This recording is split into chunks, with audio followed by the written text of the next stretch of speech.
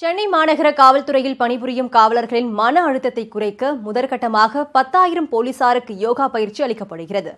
சமீப காலமாக மன அழுத்தம் உள்ளிட்ட பல்வேறு காரணங்களால் காவலர்களின் தற்கொலை சம்பவம் அதிகரித்து வருகிறது.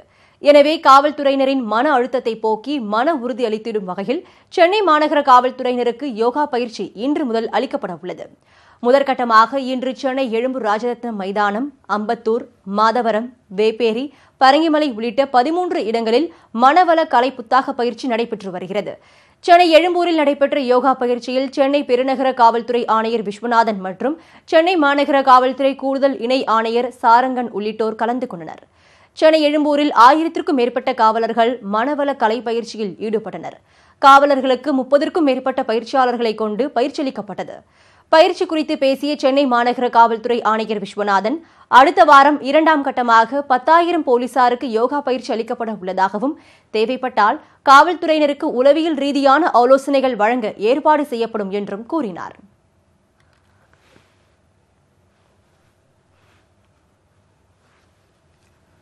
சென்னை மாநகரில் இன்று 10,000 அதிகாரிகள் மற்றும் ஆளுநர்களுக்கு யோகா, மூச்சு பயிற்சி, தியான பயிற்சி கொடுக்கப்பட்டு வருகிறது. இது சென்னை மாநகரில் பெருநகரில் அனைவருக்கும் இது கொடுக்கப்படும். அதேபோல் வாரம் நிபுணர்களை கொண்டு தேவைப்படும் குடும்ப காவலர்களுக்கும் அதிகாரிகளுக்கும் காவலர்களுக்கும் அவர்கள் குடும்பத்தினருக்கும் இந்த பயிற்சிக்கு ஏற்பாடு செய்யப்படும். நாகப்பட்டினம் அருகே தினமும் 5 கிலோமீட்டர் தூரத்திற்கு நடந்து பள்ளிக்கூடம் சென்ற மாணவி தற்போது மிதிவண்டி கிடைக்காததால் பள்ளி படிப்பை பாதியில் நிறுத்தியுள்ளார். நாகை மாவட்டம் மேலக்காடு கிராமத்தை சேர்ந்த துரைசாமி மற்றும் சித்ரா தம்பதியினரின் மகள் கவிதா. இவர் காமேஸ்வரம் பகுதியில் அமைந்துள்ள தூய செபாஸ்தியர் அரசு உதவி பெறும் மேல்நிலைப் பள்ளியில் 7ஆம் வகுப்பு படித்து வந்துள்ளார். மேலக்காட்டிற்கு பேருந்து வசதி கிடையாது என்பதால் தினமும் 5 கிலோமீட்டர் தூரம் நடந்தே பள்ளிக்கு சென்றுள்ளார். அதனால் உடல் சோர்வு ஏற்பட்டதால் படிப்பில் கவனம் செலுத்த முடியாமல் போய்விட வீட்டில் மிதிவண்டி வாங்கித்தர சொல்லியிருக்கிறார். ஆனால் கூடை கட்டும் தொழில் செய்து வரும் பெற்றோரால் மிதிவண்டி கனவை நிறைவேற்ற முடியாமல் போயிருக்கிறது. எனக்கு இங்கேருந்து போகிறதுக்கு ரொம்ப தூரமாக இருக்குது. அதனால எங்கள் அப்பா அம்மா கிட்ட சைக்கிள் வாங்கி கேட்டேன். எங்கள் அப்பா அம்மா கூடை கட்டி சம்பாரிச்சாதான் எங்களுக்கு சோறு. அதனால தான் நான் பள்ளியோடம் போகல. அதனால் அரசாங்கம் எங்களுக்கு உதவி செய்யணும். உதவி செஞ்சால் நான் மேலும் படித்து எங்கள் அப்பா அம்மாவுக்கு சம்பாரிச்சுப்படுவேன். பள்ளிக்கு நடந்து செல்ல முடியாத காரணத்தால் கடந்த நவம்பர் மாதத்துடன் பள்ளி செல்வதை நிறுத்திவிட்டார் கவிதா. கவிதாவின் ஆசையை நிறைவேற்ற பணம் இல்லாததால் படிப்பை நிறுத்தியதாக வேதனை தெரிவிக்கின்றனர் அவரது பெற்றோர்.